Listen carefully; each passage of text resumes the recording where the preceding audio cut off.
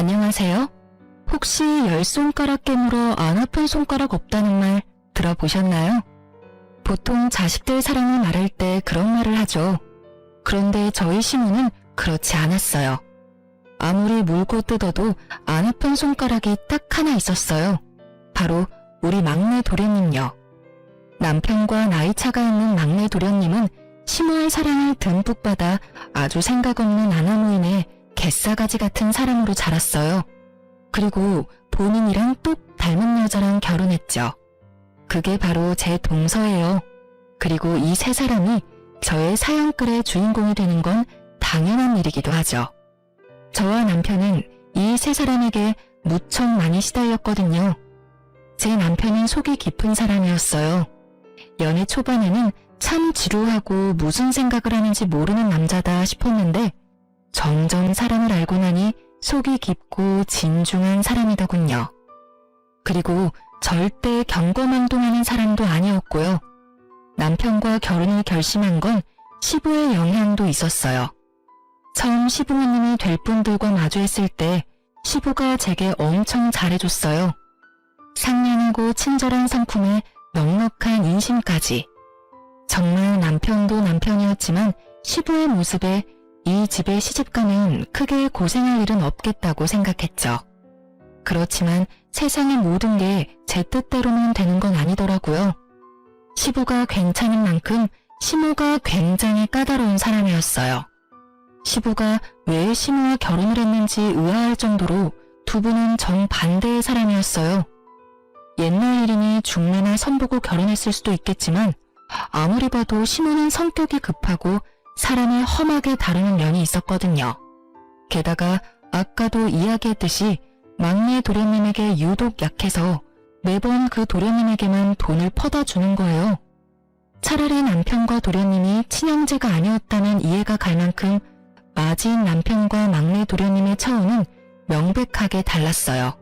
그렇다고 막내 도련님이 애교 있는 성품이라는 건 아니었어요. 그랬다면 귀엽기라도 했겠지만 이건 뭐 소황제처럼 오냐오냐 사랑받고 자란 티가 너무 심하게 나는 싸가지 없는 놈이었거든요. 그리고 남편과 막내 도련님의 차별만큼 막내 도련님이 결혼하여 생긴 제 동서와 제 사이에도 그 차별이 그대로 적용됐죠. 막내 도련님은 자기랑 비슷한 사람이랑 결혼을 했더라고요. 그걸 처음으로 알게 된 건 두 사람의 결혼식 때였어요. 시모는 저와 남편 결혼식에는 아무런 선물도 해주지 않았어요. 그런데 막내 도련님과 동서의 결혼식에는 선물을 아주 크게 해주셨더라고요. 두 사람이 살 집도 지원해주고 동서에게 10돈이나 되는 금부치도 선물로 주셨죠. 그때는 정말 서운한 마음이 들었어요. 저와 남편이 결혼했을 때는 너희가 알아서 마련하라는 이야기를 들었거든요.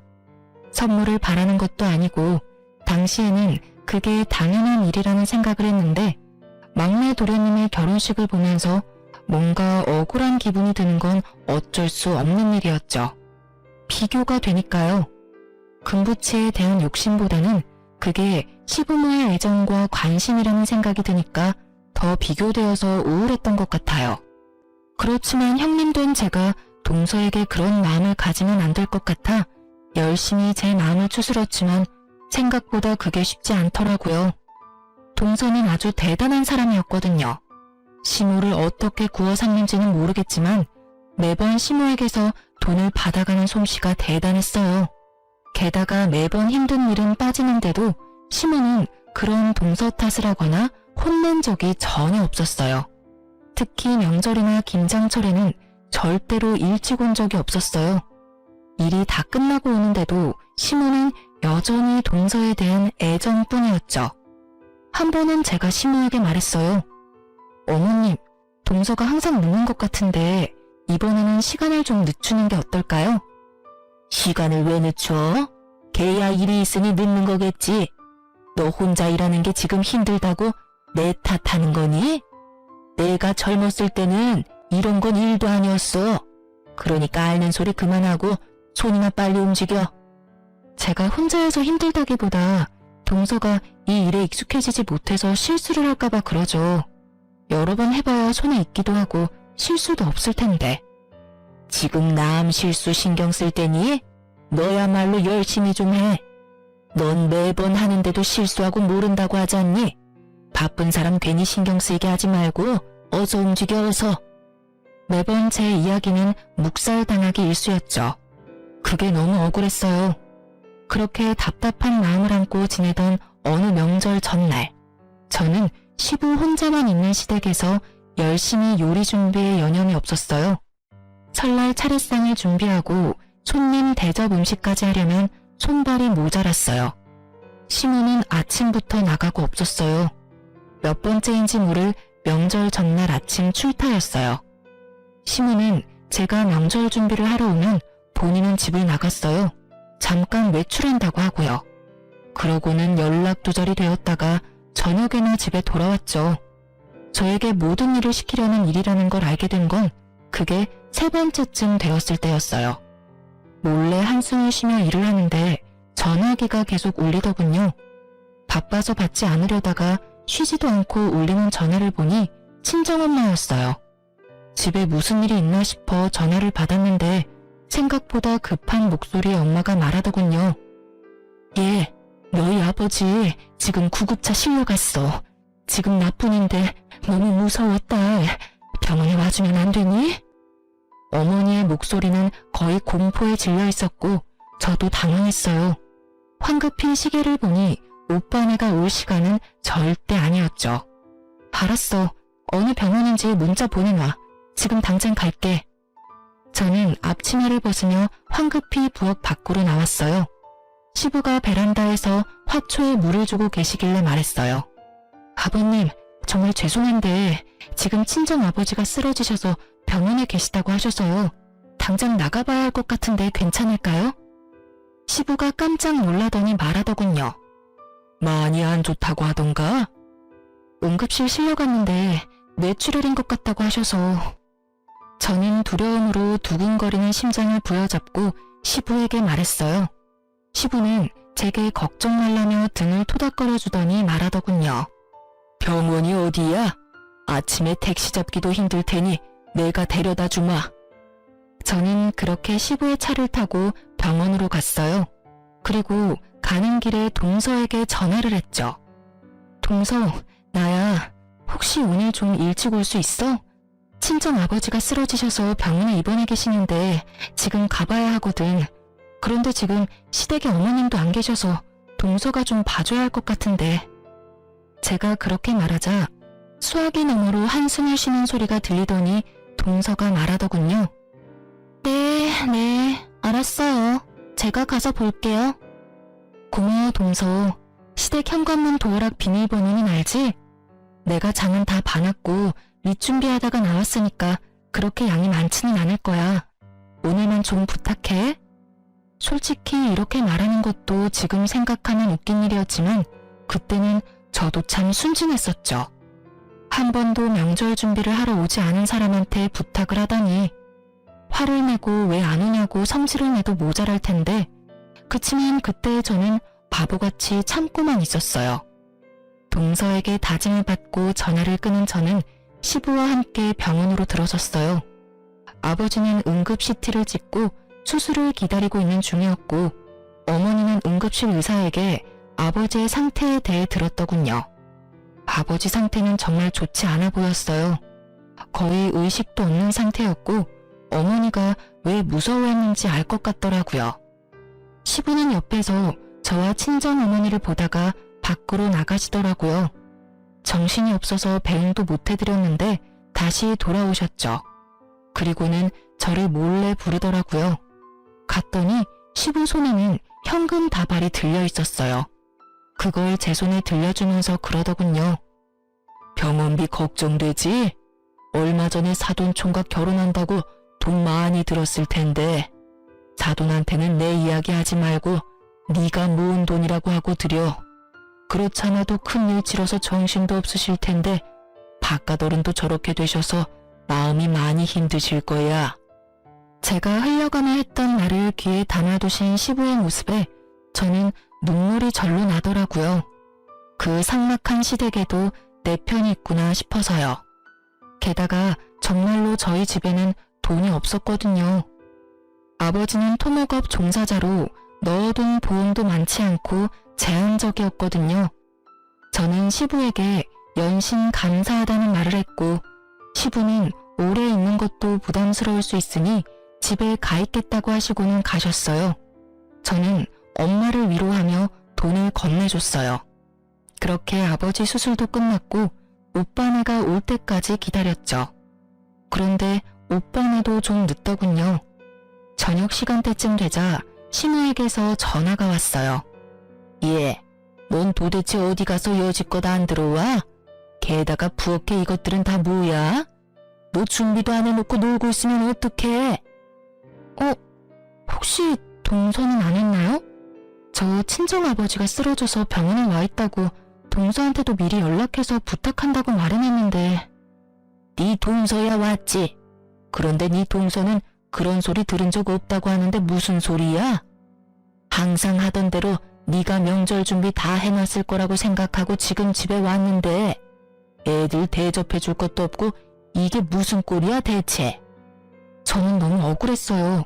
분명히 동서에게 말했는데 동서가 거짓말을 하니 말이죠. 그렇게 실랑이를 하는데 오빠네가 왔길래 저도 황급히 시댁으로 돌아왔어요. 시댁에 들어가니 시무가 한껏 화난 얼굴로 절 기다리고 있더군요. 너 요즘 막 나가는 거 아니니? 네가 맏며느리인데 이런 식으로 굴면 밑에 애가 뭘 보고 배워?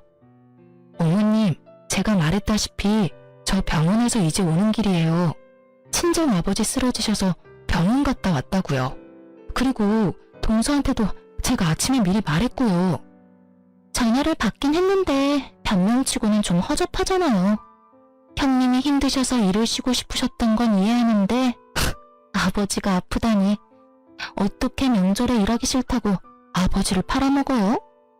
그래서 내 말이 거짓말 같아서 안 했다고? 동서는 내가 하는 말이 다 거짓말로 들리나 봐. 내가 하는 말이 가짠게 들리지? 이 정도쯤 되니 저도 참을 수 없었어요. 열받아서 말도 험하게 나올 수밖에 없었죠. 집안에는 시부도 남편도 막내 도련님도 없었고 여자 셋뿐이었고 그 중에 2명은 아주 찰떡같이 붙어 있었으니까요. 어디서의 기를 죽여? 잘못은 네가 했는데 왜 막내를 혼내? 그리고 네 아버지가 아프면 우리 집 차례상 말아먹어도 되니? 정신 차려. 너희 집 시집와서 친정에 신경 쓰는 거 아니다. 아무리 일하기 싫고 친정에 가고 싶어도 이런 식으로 다 내팽겨치는 건 아니지. 내팽겨친 거 아니라고요. 아버지 아프셔서 갔다는데 왜 제 말을 못 믿으세요? 믿을 수가 있어야 믿지. 그래, 여태까지 일 혼자서 하려니 힘들디? 아예 차라리 영원히 우리 집에서 일 못하게 만들어줘? 시무의 말에 상처만 받아가던 그때 현관문이 열리고 시부가 들어왔어요. 뭐 하는 짓들이야? 당신은 빠져 있어요. 첫째 며느리가 명절에 일하기 싫다고 도망갔는데 당신은 어디 있다 지금 들어와요? 내가 밖에서 듣다 기가 차서 들어왔어. 2 사람 왜 그렇게 첫째 며느리를 못 잡아먹어서 안달이야? 친정아버지 아파서 병원 갔다 왔다는데 그거 하나 이해 못 해주는 게 어른이야? 둘이서 사람 하나를 이렇게 내몰아. 그거 다 거짓말이죠. 당신은 순진에 빠져서는. 내가 봤어. 내가 보고 왔다고. 안사돈 전화 왔을 때 내가 며느리 병원까지 데려다 줬어. 뇌출혈로 수술하셔야 된다는 의사 말까지 다 듣고 왔다고. 네? 시무가 당황한 표정으로 시부와 저를 번갈아 보더군요. 그러더니 당황한 얼굴로 그러더군요. 넌 그러면 처음부터 그렇다고 이야기하지 그랬어. 왜 말도 안 하고 우리를 나쁜 년으로 만들어? 제가 말씀드렸는데 믿지도 않으신 건 어머님이랑 동서잖아요. 왜 제 말이 거짓말처럼 들렸는데요? 제가 매번 혼자 일하다가 명절 전날 뜬금없이 아버지가 아프다고 하니까 거짓말이라고 생각하신 거예요. 그러니까 좀 더 신빙성 있게 말을 했으면. 봐봐. 첫째한테만 일 시키고 막내 며느리를 그렇게 끼고 도니까 이런 일이 벌어지는 거 아니야. 누구는 일하고 누구는 매번 늦고. 막내 며느리, 너는 도대체 매번 뭘 하느라 늦게 와? 일찍 와서 네 형님 도와줄 생각도 안 하고. 시무에 이어 동서까지 까내리며 혼내는 시부 앞에서 두 사람은 아무 말도 못하고 눈깔만 내리깔고 있더군요. 덕분에 저는 속이 시원했고요. 앞으로 명절에 요리하는 거 둘째 며느리 오기 전까지는 아무도 손대지 마라. 요리는 다 같이 모여서 하는 거야. 알아들었어? 시부의 그 말 덕분에 동서는 꼬박꼬박 일찍 오게 됐어요. 하지만 여전히 요령 피우며 일을 적게 하는 동서였어요. 그래도 아예 없을 때랑은 다르니 저도 시모 몰래 동서에게 일 많이 시켰어요. 일 안 하려고 하면 시부를 부르는 신용을 하면서요. 시부가 어려웠는지 아니면 혼나서 껄끄러웠는지 동서는 그런 제 모습에 적당히 일을 했어요. 다행이라고 생각했어요. 그래도 이 시댁에 제 생각해주는 사람이 있다는 게 마음이 든든했거든요. 남편도 시부의 행동에 고마워했어요.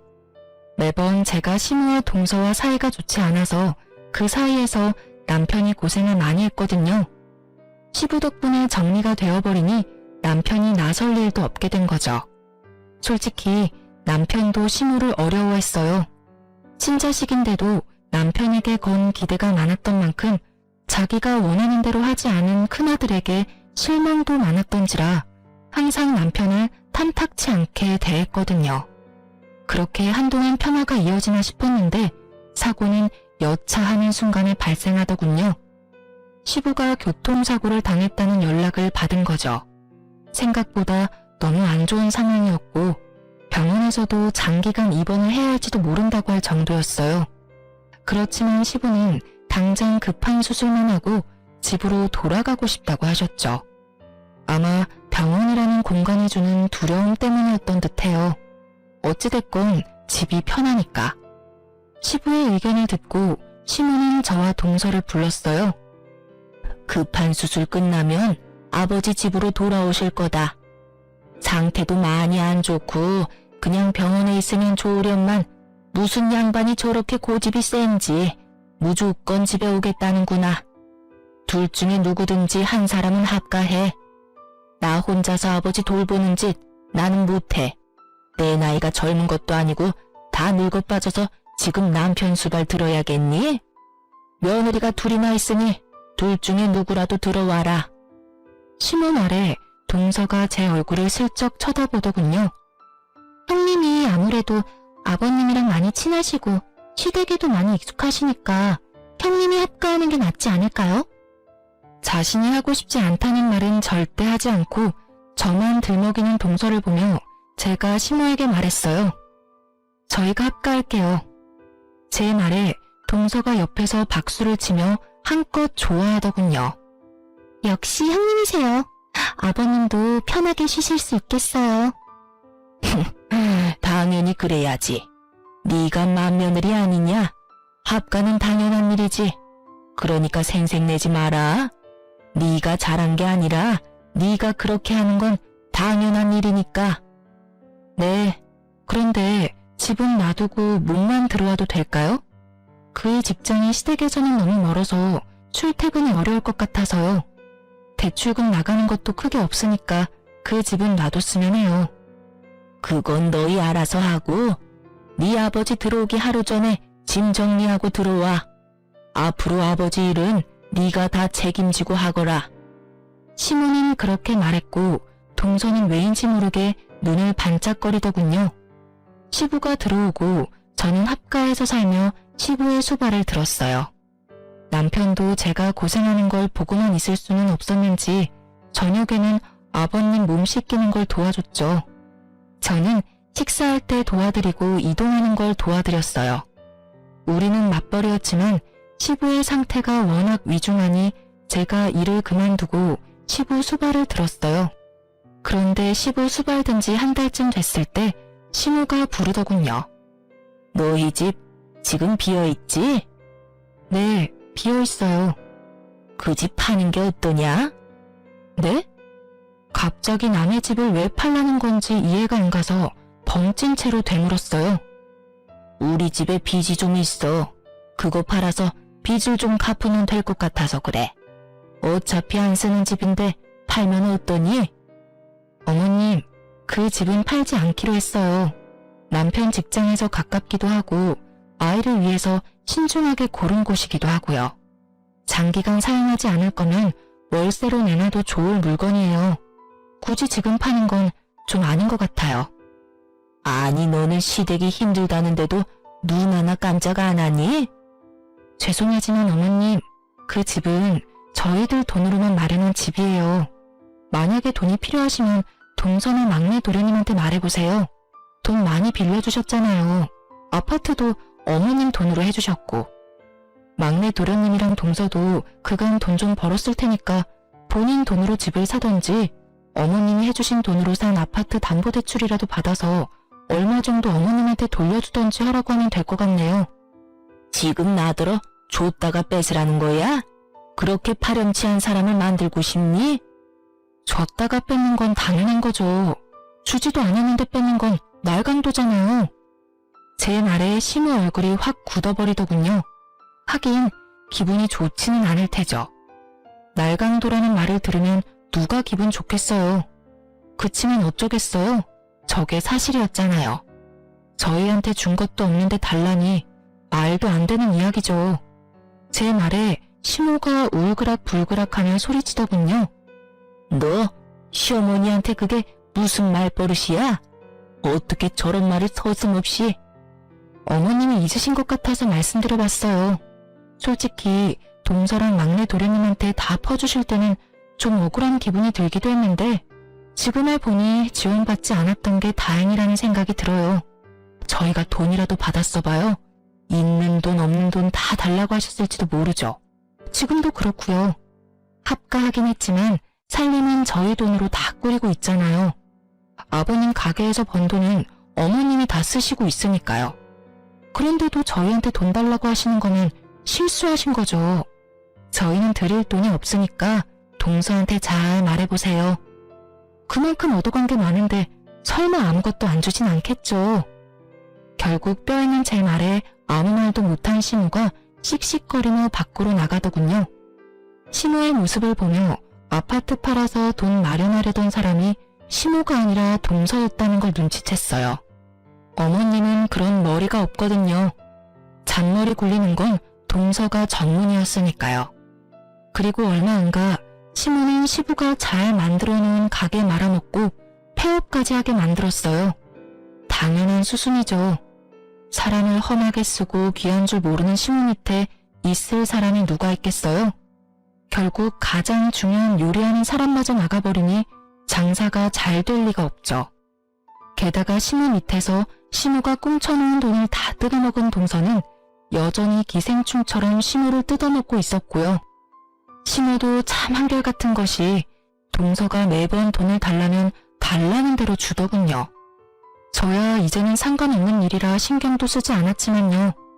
그 즈음에는 시부도 장사가 망한 걸 알고는 삶의 의지를 잃은 건지 그냥 몸이 좋지 않았던 건지 합병증으로 사망하게 됐어요. 저는 그때까지도 시부의 소발을 지극정성으로 들었어요. 제가 힘들 때 도와준 사람에게 이 정도 도움을 드리는 건 아무것도 아니라고 생각했고 그게 인간의 도리라고 생각했으니까요. 그리고 장례를 다 치르고 시댁에 돌아와서 시댁 식구들이 있는 곳에서 말했어요. 아버님이 돌아가셔서 저희 식구는 이제 합가의 의미가 없다고 생각해요. 저희는 이제 원래 저희가 있던 집으로 돌아가겠으니 앞으로는 동서가 어머님네서 합가해서 지내. 여태껏 내가 아버님 수발 들었는데 이제는 동서가 좀 해야지. 그리고 어머님도 나보다는 동서를 더 좋아하시니 동서가 합가해서 어머님 모시는 게 맞는 것 같아. 형님, 그건 아니죠. 그때는 아버님이 아프셔서 형님이 일시적으로 합가하신 거고 아버님이 돌아가셨으니 합가는 이제 없는 일인 거잖아요. 굳이 저희가 합가를 할 필요가 없는 것 같은데? 동서, 아버님 이제 막 돌아가셨어. 어머님 기분이 어떠시겠어? 이 집에 마음 맞는 사람이라도 있어야 어머님이 마음이라도 편하게 있으실 수 있잖아. 동서는 왜 그렇게 생각이 없어? 나조차고 이래? 어머님 혼자 남으셨는데 남은 가족들이 신경 써야 할 거 아냐. 그리고 여태껏 동서가 어머님한테 받은 게 얼만데 이 정도도 못해? 여태껏 받은 거 돌려드린다 생각하고 잘 모셔. 그리고 어머님한테 받은 돈으로 마련한 집은 팔고 들어오는 거 잊지 마. 제 말에 시모는 환하게 웃으며 반겼고 동서는 완전 죽상을 하더군요. 물론 시모 앞에서는 그런 표정 짓지는 않더라고요. 하긴 시모에게 뜯어먹은 게 얼마인데 양심이 있으면 그런 얼굴 하면 안 되죠. 좋다고 합가하겠다고 넙죽 받아도 모자랄 판에. 그렇지만 동서의 그 모습을 보니 저도 입가에 웃음이 저절로 떠오르더라고요. 앞으로 고생하게 될 동서의 미래가 머리에 자연스럽게 그려졌으니까요. 결국 동서는 시모의 압박으로 집을 팔고 시댁으로 들어오게 됐어요. 그리고 집 판 돈은 시모에게 흘러 들어갔죠. 시부의 장사가 망해서 폐업했다고 했잖아요. 그것 때문에 빚진 게 좀 있었거든요. 결국 그 빚 갚는 데 돈이 다 들어가는 바람에 아무것도 없이 시댁으로 들어온 거죠. 저희는 시모와 연락을 끊게 됐어요. 자연스레 그렇게 된 것 같아요. 그쪽도 저희한테 관심이 없었고 시부가 없는 시댁은 저희가 관심이 없었죠. 시부의 재산은 시모에게 넘어갔어요. 시부 명의의 집과 가게였죠. 저희는 그런 거 관심 없었어요. 우리 힘으로 만든 집이 있었으니까요. 그리고 시부의 수발을 들던 중에 시부에게 한 가지 언지를 받은 게 있었어요. 시부가 돌아가시기 전에 저한테 그랬어요. 며느라가 내가 내 욕심에 병수발 시킨 것 같아 미안하다. 아버님, 제가 하고 싶어서 하는 거예요. 저희 집 힘들 때 도와주신 것도 아버님이시잖아요. 저는 아버님에게 어떻게든 도움이 되고 싶어서 합가하기로 한 거예요. 그러니까 그런 말씀 마세요. 그래, 내가 보니 네 시어머니가 장사를 다 말아먹고 있더구나. 10년 넘게 같이 일하던 직원도 잘라버리고 내가 죽고 나면 이 집에 제대로 남아있을 재산이 없어. 재산 없으면 뭐 어때요? 집만 있으면 어떻게든 사라져요. 자식도 둘이나 있으니 용돈도 필요한 정도는 드릴 수 있고요. 너희 시어머니 걱정하는 건 아니다. 그 사람은 그런 걱정 안 해도 악착같이 살 사람이거든. 내가 걱정하는 건 첫째랑 너다. 여태껏 해준 것도 없이 마음고생만 시키고 결국에는 병수발까지 시키니. 그러니까 내가 몰래 넣던 생명보험 며느리 네 이름으로 바꿔놓을 테니까 그거 수령해서 손주 키워가며 잘 살아라. 막내는 이미 많이 가져갔어. 없어도 잘 살겠지. 시부에게 유언처럼 그 말을 들을 때 어찌나 마음이 아팠는지 몰라요.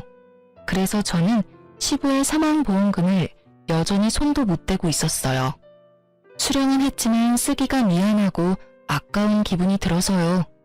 시모와 동서는 모르는 돈을 받았으니 시모가 시부 유산을 나눠주던 안 나눠주던 상관하지 않았어요. 그렇지만 시댁에서는 난리가 났더라고요. 시부의 재산이 얼마 안 된다는 걸 알게 된 동서가 본성을 드러내기 시작했거든요. 시모 곁에 붙어서 입안에 혀처럼 굴며 단물 쓴물 다 빼먹던 동서가 이제는 시모가 아무것도 없다는 걸 알고 홍대하기 시작한 거예요. 저와 연락 한 번 없던 시모가 처음에 전화 왔을 때 두 사람이 어지간히도 틀어졌구나 짐작할 수 있었어요. 예, 내 말 좀 들어보렴. 내가 얼마 전에 수영교실을 가기로 했거든. 그런데 준비물이 생각보다 많더라고. 게다가 나이도 늙은 사람이 싼 거 걸치고 가면 사람들이 얼마나 욕하겠니? 그래서 수영복이랑 수영장에 갈 준비물 산다고 돈 좀 달랬더니 세상에 문화센터에 네 동서가 전화해서 취소해버린 거 있지? 뭐 저런 애가 다 있는지 모르겠어. 게다가 아침 저녁으로 식사도 안 하고 음식도 맛없고 청소도 안 해서 뭐라 했더니 어머님이 집에서 쉬고 계시니까 어머님이 좀 하세요 라고 하더라니까. 이 정도면 사람이 바뀐 거 아니니? 어떻게 나를 감쪽같이 속일 수가 있어? 동서가 좀 너무하네요.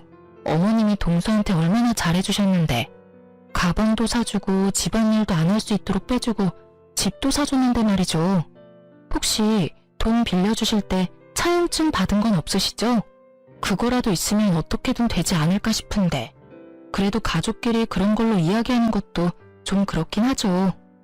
제 말을 듣던 시모가 갑자기 조용히 뭔가 생각하는 것 같더니 급하게 전화를 끊더군요. 그래도 급하다고 저한테 네가 대신 자기를 돌보라는 말은 안 하더군요. 하긴 한번 해보니 저와 시모가 얼마나 맞지 않는지 알게 됐으니까요. 그리고 그 뒤에 남편을 통해서 알게 됐어요. 시댁에서 시모와 동서가 돈 때문에 난리 났었다고 하더라고요. 돈 없다고 시모 홀대하던 동서가 결국 시모가 드리는 차용증에 먼저 나가 떨어진 거죠. 동서는 시모가 차용증을 가지고 있다는 걸 몰랐더라고요. 모를 수밖에요. 어머님이 아들을 통해서 받아두셨더라고요. 아버님이 악착같이 살 거라는 말이 빈말은 아니었던 거죠. 동서가 시모에게 원룸 하나 얻어줄 테니 따로 살자는 말을 했을 때 시모가 차용증을 들이밀면서 그 돈 다 갚으면 나가준다고 했다더군요.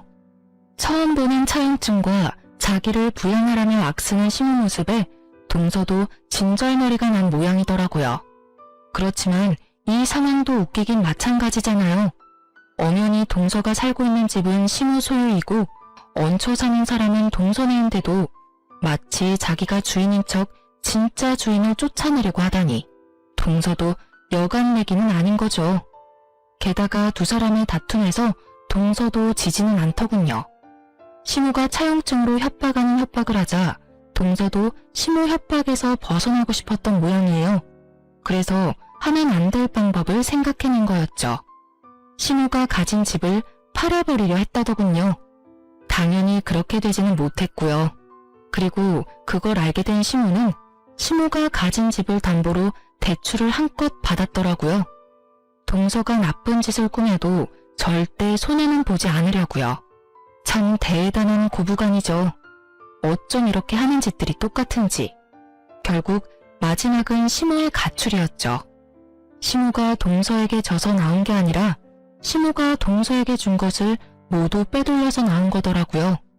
그렇게 가출해서 방문한 곳이 저희 집이었어요. 시모가 처음에 찾아왔을 때 저와 남편은 절대로 시모를 받지 말자고 미리 이야기를 나눈 상태였어요. 남편도 남편대로 시모에게 실망한 것이 컸고 저는 저대로 시모에게 당한 세월 때문에 용서가 되지 않았죠. 시모는 대뜸 오자마자 그러더군요. 예, 너희 집이 많이 좁네. 나까지 같이 살려면 좀 더 큰 집으로 이사 가야겠다. 너희 그 정도는 되지? 이 집도 대출 없이 샀잖니? 어머니, 저희는 다른 데로 이사 갈 생각 없어요. 그리고 어머니는 지금 집이 있으시잖아요. 막내가 모시고 있는데 여기는 왜 오신 거예요? 남편 말에는 가시가 있었어요.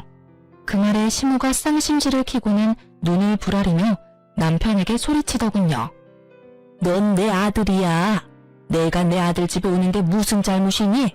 그러면 넌 이 엄마를 모시기 싫다는 거야? 네, 저는 이미 어머니가 제 처하고 저를 동생네와 차별할 때부터 그렇게 생각하고 있었어요. 그래서 분가할 때 동생을 어머니한테 붙여줬잖아요. 그때 좋아하셨던 것도 어머니셨죠? 이제 저희는 더 이상 다른 볼일 없다고 생각하는데요. 볼 일이 왜 없어? 엄마가 부르면 와야 하는 게 자식된 도리지. 네가 싫다고 해서 네가 나를 부양해야 할 의무에서 자유로워지는 거 아니야. 너희들은 나를 부양해야 할 의무가 있다고. 어머니, 저희는 이미 아버지 병수발까지 들어가며 부양했어요. 나머지는 동생이 할 일이죠. 그리고 솔직하게 말해볼까요? 아버지가 남긴 유산, 저희 몫은 아무것도 없었잖아요. 어머님이 쥐고 안 놓아주셨으니까요. 그래서 저희도 어머니하고 할 말 없어요. 남편은 시모에게 냉정하게 말했어요. 말투가 냉정했을 뿐 하는 말은 모두 사실이었죠. 그렇지만 시모는 그게 마음에 들지 않았던 모양이더라고요. 그래서 너희가 받은 거 없다고 지금 나한테 이러는 거니? 네, 그러니까 저희한테 부양하라 마라 말하지 마세요. 그게 그렇게 마음에 걸렸으면 말을 하지 그랬어. 내가 지금이라도 한몫 떼주마. 원하는 금액이 얼마야? 내가 그냥 나온 줄 아니? 나도 돈 가지고 나왔어. 정말 자식이라고 둘 있는 것들이 돈만 밝혀서는. 저희는 돈 필요 없어요. 아버지가 남겨준 보험금 있으니까요. 그거 가지고 쓰면 되니까 어머니까지 저희한테 돈 쓸 생각하지 마시고 그걸로 막내나 잘 구슬려 보세요. 남편이 그렇게 말하고는 열이 받는지 자리를 떴어요. 시모는 남편 뒤를 쫓으며 황급히 물었죠. 야, 보험금? 무슨 보험금인데? 나는 그런 거 못 들었어. 너희 나 속이고 돈 가져갔어? 시모가 난리 치길래 저도 결국 시모에게 말했어요. 아버님이 돌아가시기 전에 제 앞으로 수령님 바꿔주셨어요. 그래서 어머님이 몰랐을 수도 있어요. 그 돈에 대한 권리는 저한테 있어요. 그래서 어머님이 저희한테 아버지 재산 나눠주지 않아도 별말 안 했고요. 그런 게 어딨어? 남편이 사망했으면 보험금은 아내가 갖는 게 당연한 거 아니니? 설마 너희 수령님 조작한 거 아니야? 시모는 자기 생각대로 열심히 소설을 쓰고 있었어요. 그래서 제가 말해드렸죠. 아버님이 직접 저를 데리고 보험사 가서 바꾼 거예요. 어머님이 아버님 병원진료 데리고 가셨으면 수령인이 바뀔 일도 없었겠지만 어머님은 저한테 아버님 일 다 맡기셨잖아요. 못 믿겠으면 보험회사에 직접 연락해 보시던가요. 시모는 어느 보험회사인지 알아내서는 집을 나갔어요. 어디로 가는가 싶었더니 집 나왔던 동선으로 다시 돌아갔더군요. 사망보험금 앞에 다시 뭉치기로 결정한 모양이었어요. 참 한결같고 참 똑같은 고부였어요.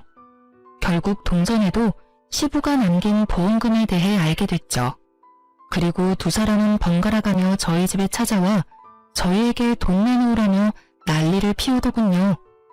남편은 평일에는 항상 늦게 오는지라 이 사람들을 만날 수 없었으니 결국 이들을 상대하는 건 저였어요. 그리고 저는 더 이상 참지 않았어요. 돈 내놔. 네가 뭔데 우리 남편 보험금을 가져가? 그 보험금 내 거라고. 그래요. 형님이 무슨 수로 아버님 깨어내서 보험 수령인 바꿨는지는 모르겠지만 저희는 그거 용납 못한다고요. 용납을 못하면 뭐 어쩔 건데? 수령인을 전화로 바꾼 것도 아니고 아버님이 직접 가서 본인 의지로 말해서 바꾼 거야. 그건 보험회사에서도 확인 가능한 건데 혹시 전화 안 해본 거야? 아, 몰라요. 암튼 왜 아버님 보험금을 형님이 다 가져가냐고요. 아버님 남은 재산을 다 가져간 건 어머님이랑 동서지 내가 뭘 가져갔어? 내가 가져간 것보다 더 많은 걸 동서가 가져갔을걸? 보험금을 나눠 갖고 싶으면 아버지 재산도 나눠 가졌어야지. 왜 줘야 할 건 안 주고 정당하게 받은 내 것을 빼앗으려 들어? 하긴 그 나물에 그 밥이라고. 어머님하고 똑같이 동서도 낡은 돈에 칼만 안 들었지 아주 협박하는 수준이 대단하네. 뭐라고요? 말 다 했어요? 그리고 재산 나눌 것도 없었어요. 빚만 가득해서 쥐뿔도 없었는데 무슨? 그래, 네 시아버지 죽으면서 재산 한 푼 남겨준 거 없어. 다 빚덩어리였지. 그거 갚느라고 아직도 고생 중인 건 너희 모르니? 당연히 아버지 사망보험금은 그 빚 갚는 데 쓰는 게 맞는 거지. 어머님, 그걸 빚 갚는 데 쓰면 어떡해요? 그 돈은 저희한테 주셔야죠. 어머님 말대로 집 팔고 들어왔다가 손해를 얼마나 많이 본 줄 아세요? 저희 집 판 돈으로 빚을 갚았으니까 그 돈은 저희한테 줘야 하는 게 맞는 거죠. 여기서도 동서의 기적의 논리는 계속되더군요. 동서네 집 자체가 시부모의 돈으로 된 시부모 명의의 집인데 그걸 팔았다고 그 집이 자기 집이 된 것처럼 말하는 게 참 인상 깊었어요. 보험금은 제 손에 있는데 두 사람은 서로 자기가 가져야 된다며 앞에서 참 열심히도 싸우더군요. 남의 집 앞에서 그만들 하세요. 그 보험금의 수령인은 저고 이미 제가 받았어요. 법적으로 문제될 소지 전혀 없으니 돌아가세요. 돌아가지 않고 계속 여기서 시끄럽게 구시면 지금 당장 경찰서에 신고할 거예요. 예, 넌 내 며느리야. 세상에 아무리 사이가 틀어졌어도 시어머니를 내쫓는 며느리가 어딨어? 내가 너희한테 뭘 그렇게 잘못했어? 네 남편 키워준 게 나야. 클 때는 이거보다 돈 더 많이 들어. 배은망덕한 것들이. 어머님, 저는 어머님 자식 아니에요. 그리고 저 결혼한 이후로 어머님이 저한테 뭔가 해주신 적 단 한 번도 없었어요. 그럴 때는 모두 아버님이 해결해 주셨죠. 그러니까 제가 은혜를 갚을 사람도 아버님이고요. 어머님은 제가 아니라 동서에게 많이 베풀었잖아요. 저한테는 한 번도 사준 적 없던 값비싼 물건의 용돈들, 게다가 손에 물 하나 묻히지 않게 고이고이 지켜준 거 생각하면 제가 아니라 동서한테 돈을 달라고 하는 게 맞지 않나요? 그리고 제 남편이 클 때 얼마를 썼는지는 모르겠지만 양육은 당연한 거고 그걸 받으려고 하시는 게 어이없는 일이죠.